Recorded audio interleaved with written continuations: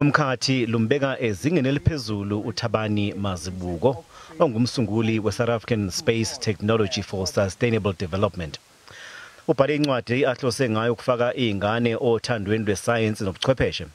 Le ncwadi ikwenza kube lula kakhulu ukuqonda ubuchwepheshe nesayensi kanye nomkhathi, kanti kuyona kudlala phambili uMangwe the Space Boy. Kuneyinkinga eziningi esibhekene nazo zamathuba emisebenzi zobugebengu zendlala. Le ncwadi le ikhandiwe ke ukuthi ifundise ingane kabanzi ngokusetshenziswa kweScience neSpace ukulungisa inkinga noma ingqinamba esibhekene nazo emphakathini. Abazali bayayijabulela le ncwadi eza ngembalabala.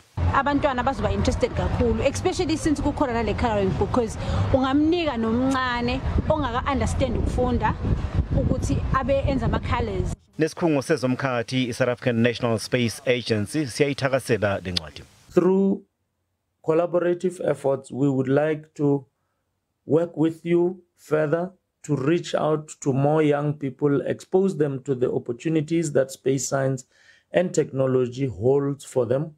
Iphupho likaMazibuko manje ukubona le ncwadi ifakwa ohlelweni lwezemfundo ezikoleni zakulelizwe.